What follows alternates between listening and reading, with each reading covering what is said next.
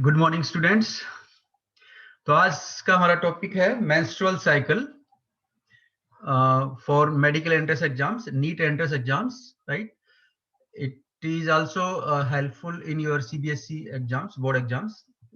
So now let's see in detail the menstrual cycle. Okay, so before we begin in detail, so let's see what is menstrual cycle basically.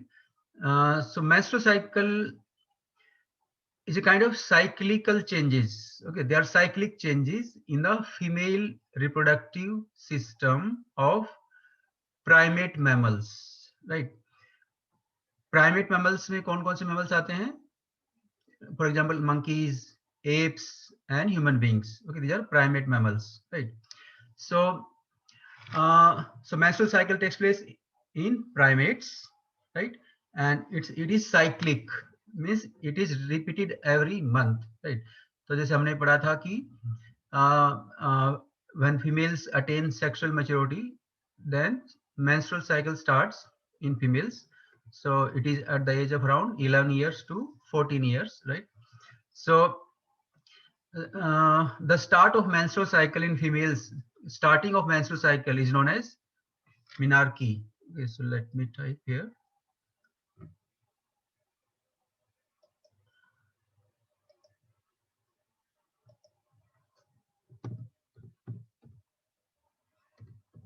So it's important. Menarche is starting of menstrual cycle in females at the age of around 11 to 14 years. So second point about menstrual cycle. So menstrual cycle में क्या होता है? So menstrual cycle में कुछ changes होते हैं. Pituitary hormones में changes होंगे, right?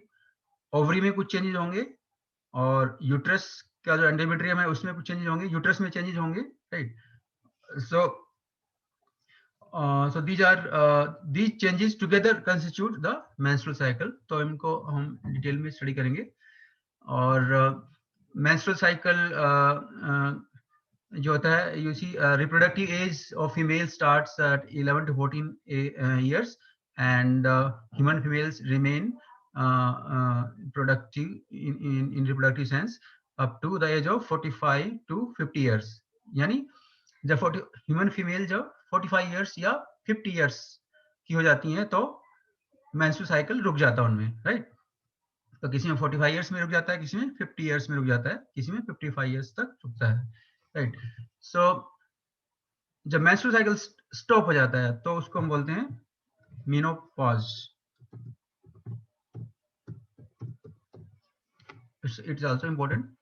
Menopause is stopping of menstrual cycle at the age of around 45 years to 55 years. तो हमने देखा कि जो रिप्रोडक्टिव एज है तो इसमें हर महीने एक फॉलिकल मैच्योर होता है, मैच्योर फॉलिकल बनता है, उसमें मैच्योर एग बनता है, राइट? तो एंटायर रिप्रोडक्टिव साइकिल जो फीमेल का होगा उसमें करीब करीब 450 450 एग्स बनेंगे total in female reproductive life cycle, total life of the female, right? So this is about what is introduction about menstrual cycle, right? और तो अब वन बाय वन हम डिटेल में स्टडी करते हैं कि क्या क्या चेंजेस होंगे मेंस्ट्रुअल साइकिल में. सो तो मेंस्ट्रुअल साइकिल को हमने 3 स्टेजेस में बांटा हुआ है, 3 और 4 stages. Okay, so first stage is called menstruation. Okay, you can see this is menstruation. So menstruation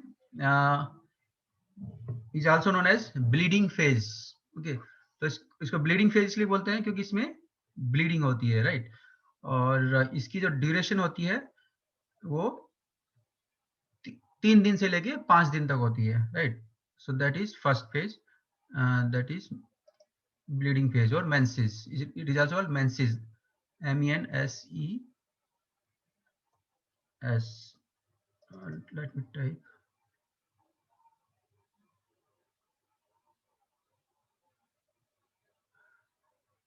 That is menses. Okay, so that's the first phase.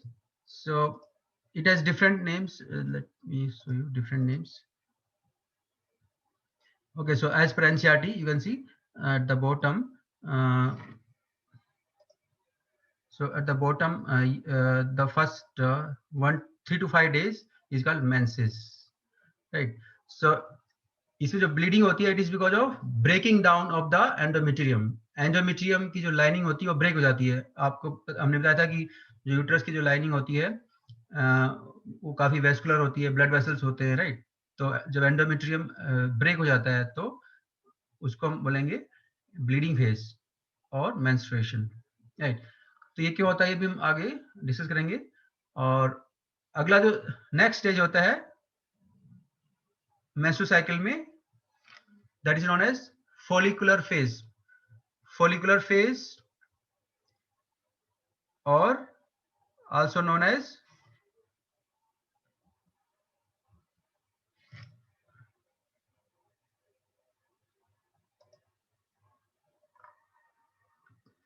proliferative phase, second phase, right? follicular phase और proliferative phase।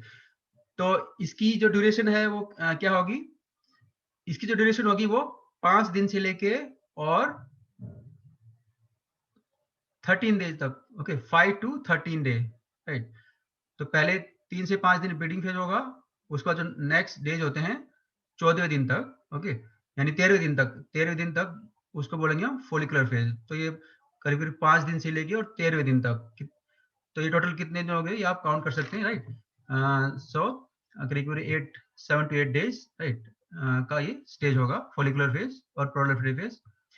और इसके भी अलग दो नाम क्यों हैं ये भी हम बताएंगे आगे। इसको फोलिकुलर फेज इसलिए बोलते हैं यहाँ पे क्योंकि ओवरी में एक फोलिकल मैच्योर हो रहा होता है। You can see one follicle is maturing in the ovary, so इसलिए इसको फोलिकुलर फेज बोलते हैं। Follicular, okay, follicles are developing, right? One follicle, okay, is developing. तो जैसे हमने बताया था कि हर महीने एक प्राइमरी फोलिकल डेवलप होना स्टार्ट हो जाता है और वो मैच्योर फोलिकल में कन्वर्ट हो जाता है, ओके। तो क्योंकि follicle, because follicles are active, इसलिए इसको फोलिकुलर फेज बोलते हैं, राइट? और इसमें इसको प्रोलिफरेटिव फेज क्यों बोलते हैं? क्योंकि इसमें यूट्रस की जो लाइनिंग होती है, यूट्रस की जो वॉल होती है वो और थिक होने लगती है, ओके, प्रोलिफरेट होने लगती है। प्रोलिफरेट होता है ग्रोथ होना, ओके। तो ब्लीडिंग फेज के बाद यानी फिर से यूट्रस की जो लाइनिंग होती है, जो वॉल होती है वो ग्रो करने लग जाएगी, थिक होने लग जाएगी, उसमें और ज्यादा ब्लड वेसल्स बन जाएंगे और ज्यादा ग्लैंड्स बन जाएंगी, राइट? तो इसलिए इसको प्रोलिफरेटिव फेज बोलते हैं। और तीसरा फेज जो होता है मेंस्ट्रुअल साइकिल का, उसको बोलते हैं ओव्यूलेटरी फेज और ओव्यूलेशन, ओके। ओव्यूलेशन 14 दिन होता है, जैसे हमने पहले भी डिस्कस किया था, ओके, फीमेल रिप्रोडक्टिव सिस्टम में। Ovulation takes place on 14th day of the menstrual cycle, right? और उसके बाद जो फोर्थ स्टेज होगा मेंस्ट्रुअल साइकिल का, यानी टोटली 28 दिन का साइकिल होता है, राइट? तो इसमें पहला फेज हमने डिस्कस किया, दूसरा फेज डिस्कस किया, अब तीसरा फेज का जो नाम डिस्कस कर रहे हैं, third phase is known as luteal phase.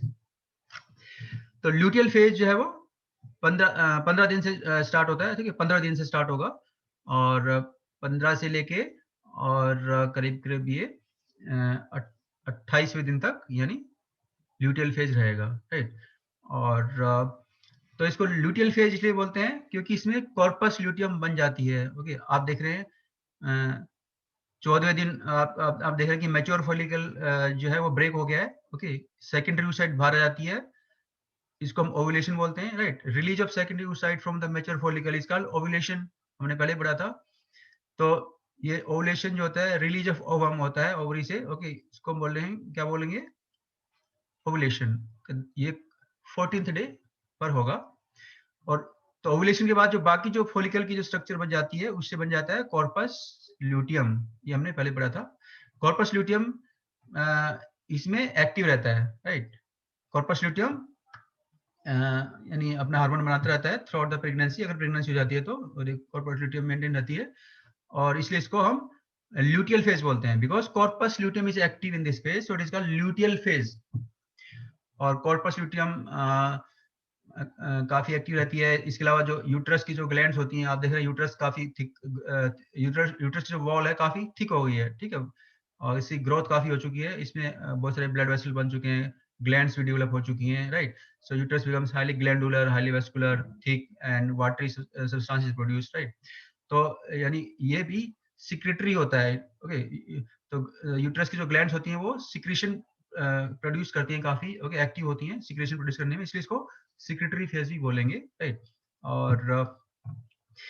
अ,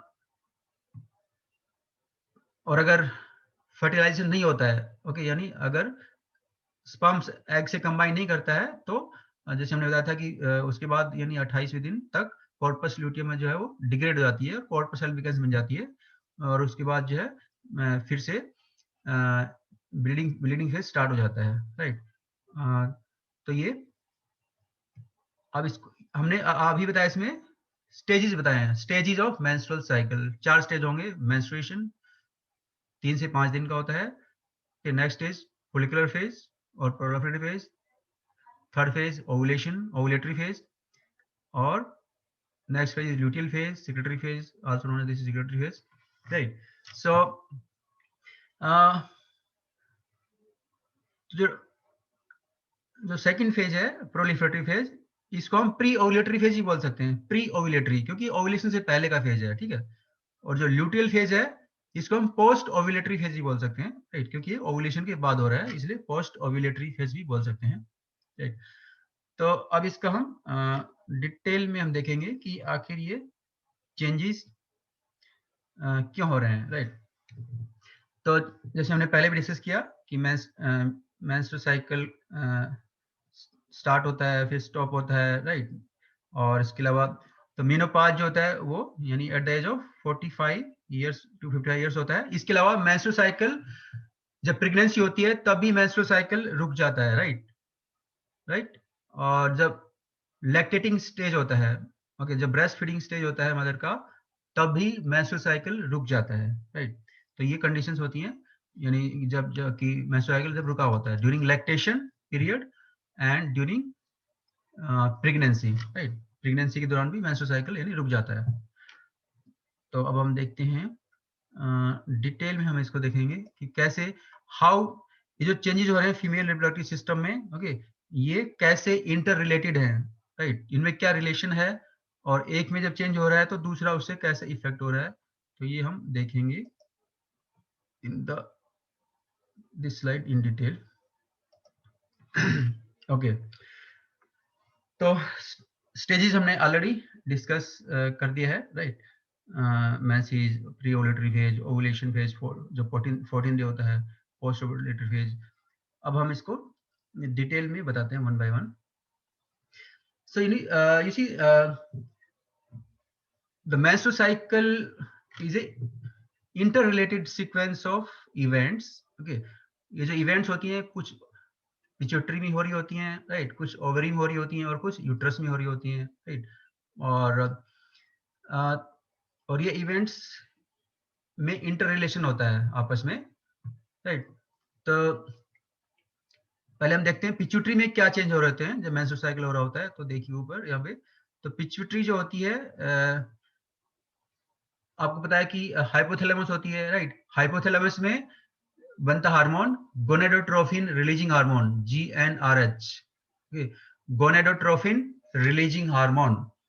तो ये जो हार्मोन है हाइपोथैलेमस का हार्मोन जो है पिट्यूटरी ग्लैंड में जाता है, राइट, एंटीरियर पिट्यूटरी ग्लैंड में जाएगा, पिट्यूटरी ग्लैंड जो होती है उसको स्टिमुलेट करेगा, राइट। और पिट्यूटरी ग्लैंड फिर अपने हार्मोन बनाती है, दो हार्मोन बनाती है, okay, anterior pituitary gland, one is FSH, second is LH, ठीक। हाइपोथैलेमस का यानी GnRH हाइपोथैलेमस से बनता है, फिर वो पिट्यूटरी में जाएगा, राइट, पिट्यूटरी को स्टिमुलेट करेगा, फिर पिट्यूटरी बनाएगी FSH and LH।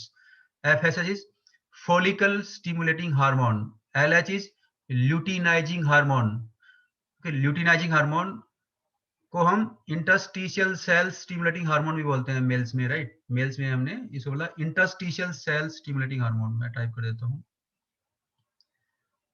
ये क्योंकि ये इंपॉर्टेंट है।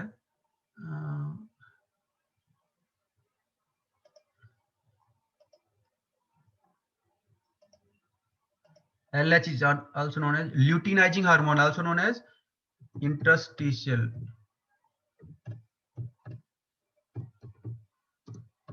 cells stimulating hormone. Okay, in males में इसको आई यानी मेल्स में इसको इंटरस्टिशियल सेल स्टिमुलेटिंग हार्मोन भी बोलते हैं. ओके, ICS बोलते हैं मेल्स में, और फीमेल्स में इसको केवल LH बोलेंगे, राइट. तो यानी मेल्स में इसको ICSS क्यों बोलते हैं? क्योंकि टेस्टिस में हमने देखा था कि लेडिक सेल्स होती हैं, लेडिक सेल्स को हम इंटरस्टिशियल सेल्स ही बोलते हैं. ओके, और ये जो हार्मोन होता है ये टेस्टिस की लेडिक सेल्स को स्टिमुलेट करता है, टेस्टिस की इंटरस्टिशियल सेल्स को स्टिमुलेट करता है, इसलिए इसको इंटरस्टिशियल सेल स्टिमुलेटिंग हार्मोन बोलते हैं. अब हम यानी फीमेल में इसका देखते हैं. ओके, सो तो जो पिट्यूटरी जो हार्मोन आएगी अपने, फॉलिकल स्टिमुलेटिंग हार्मोन FSH और ल्यूटिनाइजिंग हार्मोन, ये फिर ब्लड के थ्रू ओवरी तक चले जाते हैं, ओवरी में जाएंगे. ओके, और ओवरी में जाके क्या करेंगे? ओवरी में जाके जो फॉलिकल स्टिमुलेटिंग हार्मोन है, इसके नाम से लग रहा है ये फॉलिकल को स्टिमुलेट करेगा, फॉलिकल्स की ग्रोथ स्टिमुलेट करता है. तो हमने देखा था कि पिछली बार फीमेल रिप्रोडक्टिव सिस्टम में each ovary has 60,000 to 80,000 primary follicles, right. तो ये एक प्राइमरी फॉलिकल की ग्रोथ करना स्टार्ट करवा देता है, राइट.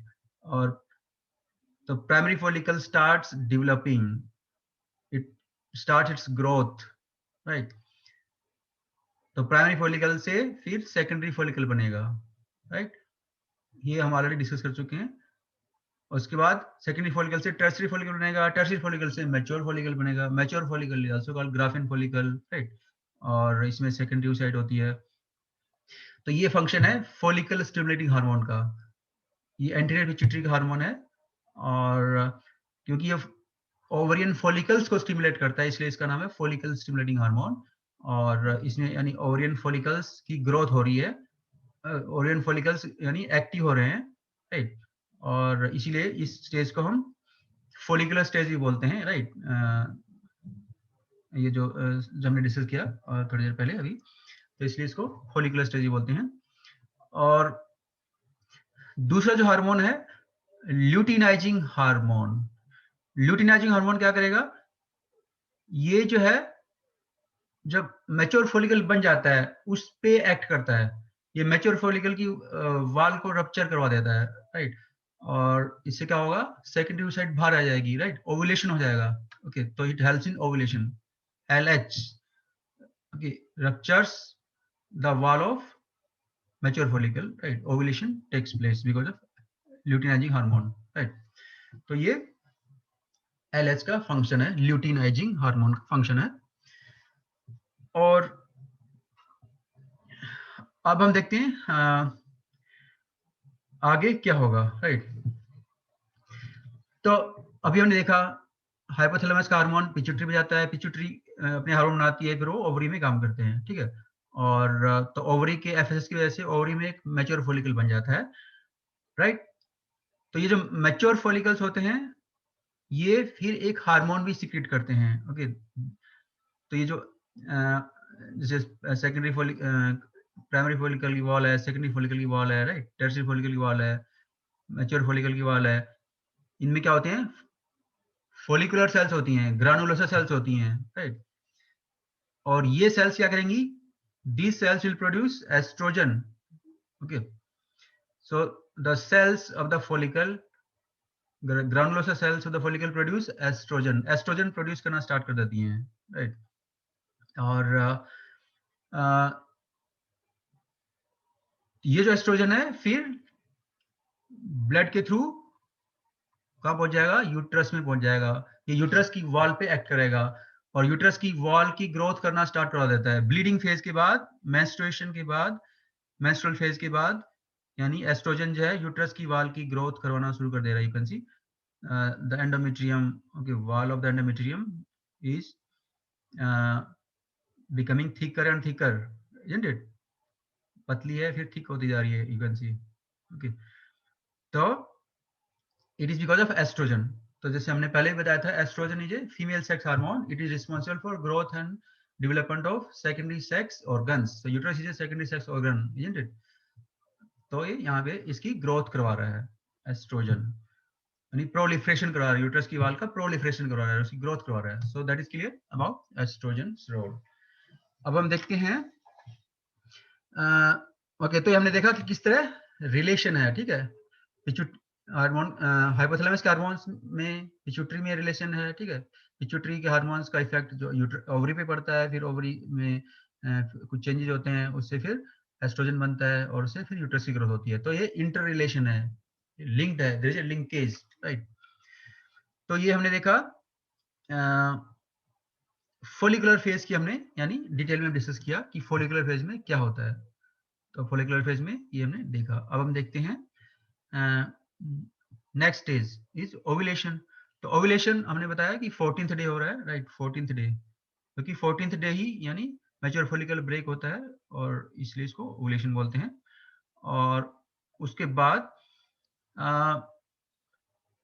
नेक्स्ट स्टेज में अब आगे देखते हैं. तो नेक्स्ट स्टेज में अगर प्रेगनेंसी हो जाती है, राइट, तो क्या होगा, ये जो कॉर्पस ल्यूटियम है, ओके, यानी जैसे हमने देखा पिछली बार बताया था हमने, यानी ओवुलेशन के बाद जो बाकी जो स्ट्रक्चर बच जाती है, ओके, ग्रानुलर सेल्स की, इट प्रोड्यूसेस स्ट्रक्चर, ये स्ट्रक्चर बना लेती है, उसको बोलते हैं corpus luteum, right. Corpus luteum बना लेती है, येलो बॉडी बना लेती है. और कॉर्पस ल्यूटियम जो होती है वो through out the pregnancy maintain रहती है, अगर प्रेगनेंसी हो जाती है तो, राइट. और कॉर्पस ल्यूटियम क्या करेगी, कॉर्पस ल्यूटियम हार्मोन बनाएगी, प्रोजेस्टेरोन, मेनली प्रोजेस्टेरोन बनाएगी, ठीक है. एस्ट्रोजन भी बनाएगी, लेकिन एस्ट्रोजन यानी प्रोजेस्टेरोन का अमाउंट ज्यादा होगा, right, because progesterone is responsible for maintenance of pregnancy, right. Estrogen क्या करता है, ग्रोथ करवाता है यूट्रस की वॉल की, एंडोमेट्रियम की, और प्रोजेस्टेरोन क्या करता है, यूट्रस की ग्रोथ को मेंटेन रखवाता है, मेंटेन, इसलिए इसको बोलते हैं progesterone maintains pregnancy, okay, it is required for maintenance of pregnancy. तो एस्ट्रोजन प्रोजेस्टेरोन के जो कितना अमाउंट होता है हम आगे देखेंगे, अगले स्लाइड में देखेंगे. पहले हम यानी थोड़ा इसलिए डिस्कस कर रहे हैं डिटेल में main point. So you can see, because corpus luteum is active, it is secreting estrogen and progesterone, and so it is also called secretory phase, right. और ये you can see ये दोनों hormone uterus की वाल को और grow करवा रहे हैं, आई मीन एस्ट्रोजन इसके और ग्रो करवा रहा है और प्रोजेस्टेरोन उसको मेंटेन रखवा रहा है, राइट. तो ये इनका रोल हो गया सिक्रेटरी फेज में या ल्यूटियल फेज में, राइट.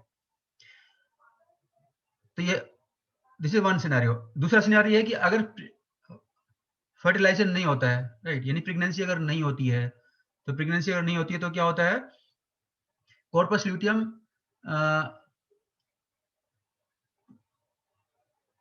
जब वो डिग्रेड होना स्टार्ट हो जाती है, राइट, और ये 28वें दिन तक ये व्हाइट फाइब्रस बॉडी बन जाती है, उसको बोलते हैं कॉर्पस एल्बिकेंस, व्हाइट बॉडी होती है ये. और कॉर्पस एल्बिकेंस कोई हार्मोन नहीं बनाएगी, राइट. तो जब कॉर्पस एल्बिकेंस से कोई हार्मोन नहीं बनेंगे तो क्या होगा, यानी प्रोजेस्टेरोन एस्ट्रोजन का लेवल कम हो जाएगा, isn't it? क्योंकि ये तो कॉर्पस ल्यूटियम से बन रहे थे, कॉर्पस ल्यूटियम कन्वर्ट होगी कॉर्पस एल्बिकेंस में, तो इसलिए क्या होगा, कॉर्पस एल्बिकेंस तो कोई हार्मोन नहीं बनाएगी, इसलिए यानी इनका लेवल कम हो जाएगा. और जैसे इनका लेवल कम होगा तो यूट्रस का एंडोमेट्रियम ब्रेक हो जाएगा, यूट्रस का endometrium break, okay, the endometrium of uterus will break down, right. इसकी वॉल टूट जाएगी यूट्रस की, शेडिंग हो जाएगी, राइट. और ये 28वें दिन यानी ब्लीडिंग फेज स्टार्ट हो जाता है, ओके, जैसे हमने कहा. तो आप देख रहे हैं यहाँ पे, यानी 28वें दिन यानी फिर से जो थिक वॉल थी यूट्रस की टूटने लग जाती है, okay, break, it starts breaking, इससे ब्लड वेसल टूट जाता है, वॉल टूटती है तो ब्लड वेसल भी टूटने लग जाएंगे, राइट, ग्लैंड्स भी टूट जाती हैं और वॉल फिर से पतली हो जाती है, थिन हो जाती है, यू कैन सी. और ये ब्लीडिंग यानी कंटिन्यू रहती है, तीन दिन से लेके 5 दिन तक कंटिन्यू रहती है, ओके. जैसे यहाँ पे पहला दिन स्टार्ट हो गया ब्लीडिंग, 28 दिन के बाद यानी 28वें दिन मेंस्ट्रुएशन स्टार्ट हुआ, और यू कैन सी पहले दिन ये ब्लीडिंग स्टार्ट हो गया, फिर दूसरे दिन रही, ओके, फिर 3 4 5 दिन तक रह सकती है ये, ओके. तो ये फिर से यानी अगला मेंस्ट्रुअल साइकिल फिर से अगला स्टार्ट हो गया 28 दिन के बाद, राइट. तो ये हमने देखा stages of various stages and their details about various things. ये इसमें ये है कि ओवरी में जो चेंज हो रहे हैं हमने यहाँ पे दिखाया है, ठीक है, ये इसमें दिखा रखा है, और ये यूट्रस की वॉल में जो हो रहा है चेंजेस हमने ये दिखा रहा है। यूट्रस की वॉल के जो दो पार्ट होते हैं, नीचे वाला पार्ट होता है स्ट्रेटम बेसालिस, ऊपर वाला पार्ट होता है स्ट्रेटम फंक्शनलिस, राइट। तो अब हम थोड़ा सा हार्मोन्स के बारे में डिटेल में हम देखते हैं। हार्मोन्स की जो पीक होती हैं, ओके, उसके बारे में हम देखते हैं अगली स्लाइड में। हार्मोन्स की जो पीक्स होती हैं वो भी इम्पोर्टेंट होती हैं। Just minute, okay. तो देखिए जैसे यहाँ पर दिखाया हुआ है, तो पहले हमें हार्मोन्स, पिट्यूटरी हार्मोन्स का लेवल हमें देखना है, ठीक है। ये जो रेड वाला है ये फॉलिकल स्टिमुलेटिंग हार्मोन का लेवल है, ठीक है, यानी ब्लड में लेवल है। तो ये जो लेवल है पहले कम होता है, राइट, और almost in the middle of the cycle, ठीक है, देखिए 13वें 14वें दिन, ओके, यानी करीब करीब 14 दिन से पहले, यानी 13वें दिन करीब करीब 13th डे करीब, ये जो है ये पीक इसके आ जाती है, एफएसएस की पीक आती है, right, in the middle of cycle, okay. और उस ऐसे ही ल्यूटिनाइजिंग हार्मोन है ये वाला, ओके, ये वाला ल्यूटिनाइजिंग हार्मोन, इसका लेवल भी शुरू में कम रहता है, और इन the middle of the menstrual cycle इसकी भी पीक बन जाती है, यानी इसका लेवल हाईएस्ट हो जाता है, ठीक है, यू कैन सी पीक, इस पीक। और तो इसमें आपको ध्यान ये रखना है कि एफएसएस और एलएस की जो पीक होती हैं, यानी इसका जो हाईएस्ट लेवल होगा वो कब होगा, इन the middle of the menstrual cycle around 13 days, right. और दूसरा पॉइंट यहाँ पे ये है कि एफएसएस की पीक कम होती है, लेवल कम होता है, एलएच का लेवल ज्यादा होता है, आप देख रहे हैं यहाँ पे यूनिट एलएच, एफएसएस रेड वाला है, एलएच यानी ये ऊपर वाला है, ठीक है। तो एलएच का लेवल ज्यादा होता है एफएसएस के लेवल से, ये दूसरा पॉइंट है, राइट। और उसके बाद यानी आप देख रहे हैं आगे, अगर ये उसके बाद इनका सेकंड फेज में उसके बाद इनका लेवल कम होने लग जाता है फिर से, ये ओके। और ये तो ये इनका स्टेटस है, राइट। और फिर हमने देखा कि हाँ, ये ओवरी में चेंज हो रहा है, ये तो एनसीईआरटी का ही है, ठीक, ओके। उसके बाद ओवरी में जो ये फॉलिकल्स होते हैं, इनकी जो सेल्स होती हैं granulosa cells, they produce estrogen and progesterone. Estrogen ये मेनली ये जो पहला फॉलिकुलर फेज है इसमें मेनली एस्ट्रोजन बनेगा, राइट, एस्ट्रोजन। तो देख इसका हमें लेवल देखना है, जो यानी ओवरी के जो हार्मोन्स होते हैं उनको बोलते हैं ओवरियन हार्मोन्स, एस्ट्रोजन प्रोजेस्टेरोन। इसका हमें इसकी भी हमें लेवल याद रखना है, पीक याद रखनी है। तो हमने देखो एस्ट्रोजन का जो लेवल है शुरू में, देखो ये यानी ये है, ये लेवल कम होता है, और ये भी almost in the middle of the cycle, यानी ये पीक पे चला जाता है, ठीक है, यानी पहले बढ़ने लगता है, यानी ये इसी बढ़ने लग रहा है, बढ़ते बढ़ते इसका लेवल बढ़ता जा रहा है, बढ़ता जा रहा है, और फिर पीक आ जाती है, हाईएस्ट लेवल आ जाता है, राइट। ये भी almost in the middle of the cycle, वो इसलिए क्योंकि यहाँ पे secondary follicle, tertiary follicle, major follicle, ये जो है ये क्या कर रहे हैं, ये एस्ट्रोजन का सिक्रेशन कर रहे हैं, इसलिए इसका लेवल बढ़ता जा रहा है। और उसके बाद 14वें दिन क्योंकि ओवुलेशन हो जाता है, राइट, कॉर्पस ल्यूटियम बन जाती है, तो इसलिए इसका लेवल फिर से गिरने लगता है, राइट, इसी क्योंकि कॉर्पस ल्यूटियम क्योंकि एस्ट्रोजन ज्यादा नहीं बनाती है, तो इसलिए इसका लेवल गिरने लगता है फ्रीक्वेंसी। लेकिन एक पीक और आती है सेकंड स्टेज में, ल्यूटियल फेज में। ल्यूटियल फेज में ये आप देख रहे हैं फिर से, यानी क्योंकि कॉर्पस ल्यूटियम भी फिर से एस्ट्रोजन थोड़ा बनाने लग जाती है, राइट, तो ये देखो फिर से एक पीक आने लगी है, राइट। तो आपको याद रखना है दो पीक आती है एस्ट्रोजन की, राइट। एक फोलिकुलर फेज में आती है almost in the middle of the cycle, highest level आता है इन द मिडल ऑफ साइकिल। और दूसरा जो पीक होती है एस्ट्रोजन की वो कब आएगी, in the luteal phase, right. तो और अगर प्रेगनेंसी मेंटेन रहती है तो ये यानी लेवल बना रहता है, इन हार्मोन्स का लेवल बना रहता है, और अगर प्रेगनेंसी नहीं होती है तो फिर से इनका लेवल यानी कम आ जाता है, नीचे आ जाता है, राइट। ऐसे ही प्रोजेस्टेरोन का है, ठीक है। तो आप देख रहे हैं पहले इसका लेवल काफी कम है, ओके, फोलिकुलर फेज में यानी ऑलमोस्ट ये काफी कम है, राइट। क्योंकि ये मेनली कॉर्पस ल्यूटियम से ही बनता है, isn't it? ग्रानुलर जो फॉलिकल सेल्स होती हैं, ओके, इनकी जो cells they mainly produce estrogen, progesterone तो बहुत नेग्लिजिबल बनाती है, इसलिए इसका लेवल कम है। और सेकंड स्टेज में आप ये ल्यूटियल फेज में आप देख रहे हैं कॉर्पस ल्यूटियम बन जाती है और ये मेनली प्रोजेस्टेरोन बनाती है ज्यादा, तो इसलिए प्रोजेस्टेरोन का लेवल बढ़ने लग जाता है। जैसे कॉर्पस ल्यूटियम बनती है इसका लेवल बढ़ने लग जाता है, प्रोजेस्टेरोन का लेवल बढ़ने लग जाता है और ये इसकी हाईएस्ट लेवल यहाँ पे बढ़ इतना हो गया है, राइट। और ये लेवल मेंटेन रहता है प्रेगनेंसी अगर हो जाती है। और अगर प्रेगनेंसी नहीं होती है तो कॉर्पस ल्यूटियम डिग्रेड होने लग जाती है। आप देख रहे हैं यहाँ पे डिग्रेड होने लग रही है, इसका रिड्यूस होने लग रही है, राइट। तो जैसे कॉर्पस ल्यूटियम डिग्रेड होगी तो इसका जो प्रोजेस्टेरोन का लेवल भी कम बनेगा, प्रोजेस्टेरोन भी कम बनेगा, तो इसका लेवल भी घटने लगता है प्रेगनेंसी नहीं होती है तो। और जब प्रोजेस्टेरोन का लेवल घटने लगता है, प्रोजेस्टेरोन एक लिमिट से कम हो जाता है, तो वो यूट्रस की एंडोमेट्रियम को मेंटेन नहीं कर पाएगा, यूट्रस का एंडोमेट्रियम ब्रेक हो जाएगा, तो फिर से ब्लीडिंग फेज स्टार्ट हो जाएगा, नेक्स्ट साइकिल स्टार्ट हो जाएगा, राइट। तो ये था कि क्या कैसे यानी लेवल यानी कितनी पीक आती है एस्ट्रोजन प्रोजेस्टेरोन की, ओके। तो आपने देखा प्रोजेस्टेरोन में केवल एक ही पीक आ रही है, वो भी सेकंड ये ल्यूटियल फेज में आ रही है, ये भी आप याद रखना है, राइट। तो इसके FSLS की जो पीक्स हैं उनका लेवल है, कौन से फेज में कितना है आपको याद रखना है, राइट। तो ये हाईली सिंप्लीफाइड है ये, राइट। तो एस्ट्रोजन की 2 पीक आ रही है और प्रोजेस्टेरोन की एक पीक आ रही है, वही दूसरे यानी ल्यूटियल फेज में आ रही है, राइट। तो ये आपको याद रखना है। और तो ये एक्चुअल है, ठीक है। जैसे ये FSH का ये LS का पीक है, राइट, ऑलरेडी हम बता चुके हैं। और क्योंकि FSH बनता है तो FSH की वजह से ही फॉलिकल ग्रो हो रहे हैं, आप देख रहे हैं फॉलिकल ये की ग्रोथ करवा रहा है FSH। 14 डे ओवुलेशन हो रहा है, ओके, आप देख रहे हैं। उसके बाद जो है कॉर्पस ल्यूटियम बन जाती है, फिर ये इन्वोल्यूशन मतलब डिग्रेड होना शुरू हो जाती है, फिर कॉर्पस ल्यूटियम बन जाती है, राइट।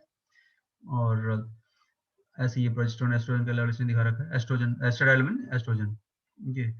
तो ये इसने तो ये भी ऑलमोस्ट वही है, एस्ट्रोजन की 2 पीक होती हैं, राइट। प्रोजेस्टेरोन की केवल एक ही पीक है सेकंड ल्यूटियल फेज में, राइट। और ये हमने डिटेल में देखा। और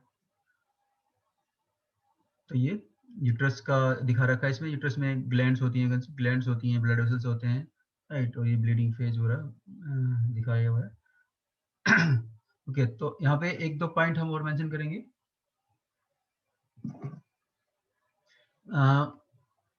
So you can see that जो प्राइमरी फॉलिकल्स होते हैं उसमें प्राइमरी oocyte होती है, राइट, प्राइमरी oocyte। और ये बर्थ से पहले बन चुके थे, मैंने बताया था। और उसके बाद प्यूबर्टी स्टार्ट हो जाती है, राइट। और उसके बाद हर महीने एक प्राइमरी फॉलिकल मैच्योर होने लगता है, ओके। तो यू कैन सी ये जो प्राइमरी फॉलिकल है इसके अंदर प्राइमरी oocyte है, ओके। लेफ्ट साइड में इसने oocyte का स्टेज दिखा रखा है, राइट। यानी फॉलिकल्स का यानी क्या रिलेशन है, ओके, उसके अंदर की सेल का ये दिखा रखा है। तो प्राइमरी फॉलिकल में प्राइमरी oocyte होगी, राइट। और उसके बाद तो ये जो प्राइमरी oocyte होती है वो मियोसिस 1 में होती है, राइट, मियोसिस 1 में होती है। और ओव्यूलेशन से जस्ट पहले मियोसिस 1 कंप्लीट होती है, राइट। यानी प्राइमरी फॉलिकल्स में जो होती है प्राइमरी oocyte वो मियोसिस 1 में होती है, ओके। प्रोफेज 1 और मियोसिस 1 में होती है। ये हम गैमेटोजेनेसिस में डिटेल में डिस्कस करेंगे, लेकिन ये क्योंकि इंपॉर्टेंट पॉइंट है इसलिए बता रहे हैं यहाँ पे। Okay, so primary oocyte remains in prophase 1 of meiosis 1, okay. उसके बाद सेकेंडरी फॉलिकल बन जाता है, राइट। और तो मियोसिस 1 कब कब कंप्लीट होती है? ओव्यूलेशन से जस्ट पहले, ओके। यानी सेकेंडरी oocyte के रिलीज होने से जस्ट पहले मियोसिस 1 कंप्लीट हो जाती है, ओके। और उससे क्या हो जाता है, फिर सेकेंडरी oocyte बन जाती है ओव्यूलेशन के बाद। तो यानी जो ओव्यूलेशन में जो सेल बाहर आ रही है वो सेकेंडरी oocyte होती है, राइट। और तो ये सेकेंडरी oocyte यानी बाहर जाती है, सेकेंडरी oocyte बन जाती है। मियोसिस 1 कंप्लीट होने से एक पोलर बॉडी बन जाती है, फर्स्ट पोलर बॉडी बोलते हैं उसको, और ये मर जाती है। उसके बाद ये सेकेंडरी oocyte बन जाती है, राइट। और अगर फर्टिलाइजेशन हो जाता है यानी सेकेंडरी साइट में अगर स्पर्म कंबाइन कर जाता है, जायगोट बन जाता है, इसी ये फर्टिलाइजेशन हो रहा है, स्पर्म एंटर कर रहा है, तो सेकेंडरी साइट में मियोसिस 2 कंप्लीट हो जाती है। मियोसिस 2 कंप्लीट हो, स्पर्म एंटर होने के बाद कंप्लीट होती है, आपको याद रखना है, राइट। यानी सेकेंडरी साइट जो होती है वो, उसमें मियोसिस 2 स्टार्ट तो हो चुकी होती है, राइट, लेकिन वो कंप्लीट नहीं होती है।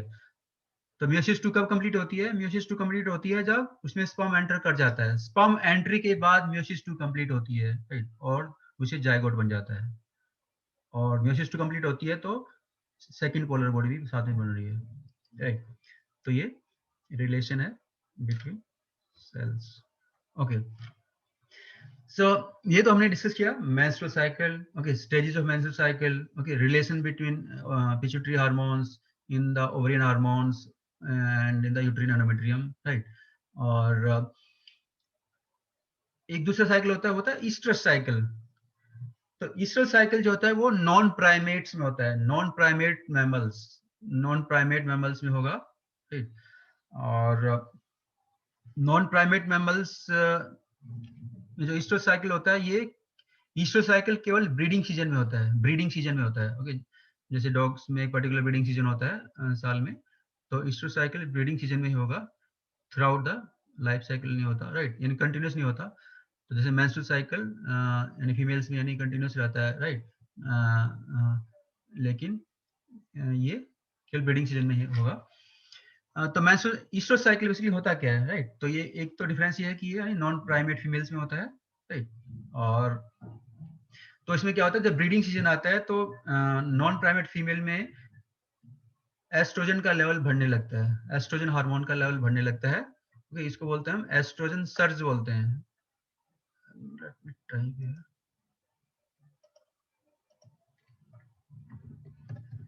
एस्ट्रोजन सर्ज मतलब एस्ट्रोजन का लेवल बढ़ जाता है, काफी हाई अमाउंट बन जाता है, level of estrogen is quite high, इसको बोलते हैं सर्ज, मतलब इंक्रीज हो जाना। तो एस्ट्रोजन सर्ज हो जाती है, और एस्ट्रोजन सर्ज हो जाती है तो फीमेल में एस्ट्रोजन की वजह से क्या होगा, फीमेल में सेक्स डिजायर बढ़ जाएगी, sexual desire will increase, okay. और इसको यानी सेक्स सर्ज इंक्रीजेस, और इसको हम बोलते हैं हीट पीरियड बोलते हैं, female is in heat period, heat period, okay. So that is because of surge in estrogen level, okay, heat period. And in heat period the female is receptive for the male for copulation. और तो ये हो गया आपका Easter cycle. और जब Easter cycle रुक जाता है नॉन ब्रीडिंग सीजन में, तो उसको बोलते हैं एनेस्ट्रस, एनेस्ट्रस, क्लियर। और एस्ट्रस साइकिल जो केवल ब्रीडिंग सीजन में होता है, और इसमें भी दो तरह के कैटेगरी हो सकती है, ओके। तो कुछ एनिमल्स ऐसे होते हैं जिसमें ये केवल एक ही बार होता है, ठीक है, उसको बोलते हैं मोनास्ट्रस बोलेंगे, मोनास्ट्रस, यानी ब्रीडिंग सीजन में एक ही बार होगा, okay, for example dogs, right. और कुछ एनिमल्स में ये ब्रीडिंग सीजन में यानी कई बार होगा, ब्रीडिंग सीजन में कई बार होगा, तो उनको बोलेंगे पॉलीएस्ट्रस, फॉर एग्जांपल माउस। तो ये आपके ईस्टर साइकिल हो गया, right, difference between menstrual cycle and Easter cycle. So that is about various aspects of menstrual cycle in detail.